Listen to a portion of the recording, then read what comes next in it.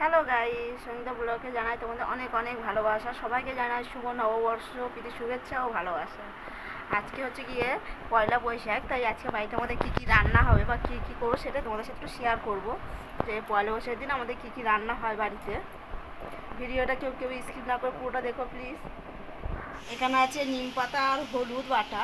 সকালবেলা নিম পাতা পেরে নিয়ে এসেছিলো, নিম পাতা আর কাঁচা হলুদ বেটেছি, বেটে মেখে স্নান করেছি, আমার ছেলেও করেছে।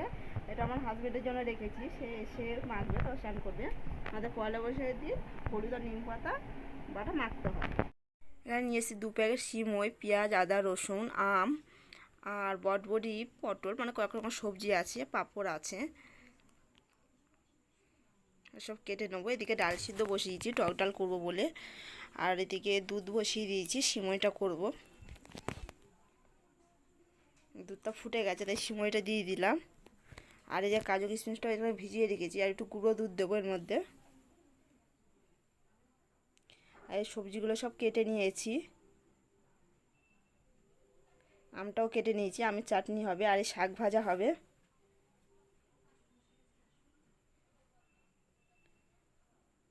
এদিকে ডালটা আমার হয়ে এসছে, সিমইটা হয়ে এসছে, এবার ভাজা বসাবো।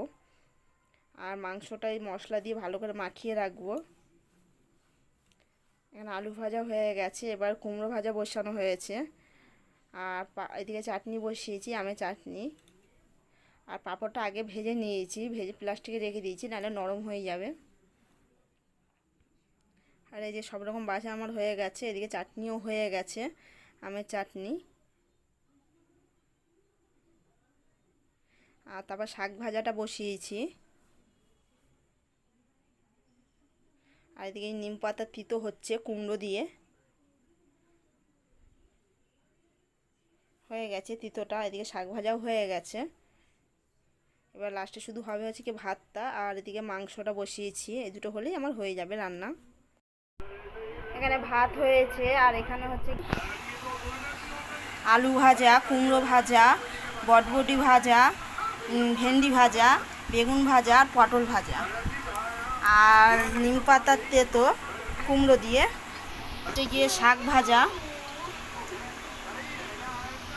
আর করেছি টক ডাল, আম দিয়ে টক ডাল। আর এই মাংস এখানে,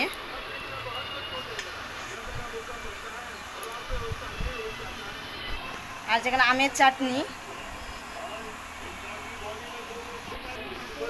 আর এই যে পাঁপড়টা নরম হয়ে যাবে বলে প্লাস্টিকে বেঁধে রেখে দিয়েছি। আর এখানে করেছি সিমই, মিষ্টান্ন করেছি সিমই।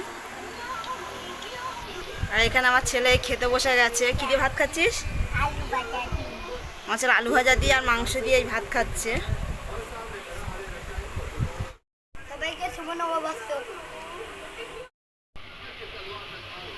এই টিফিন খাইতে করে বাবার জন্য খাবার পাঠাচ্ছি, কারণ আজকে পয়লা বৈশাখের দিন, আমি আজকে রান্না করতে হবে না, আমি পাঠিয়ে দিচ্ছি, এগুলো খেয়ে নিও।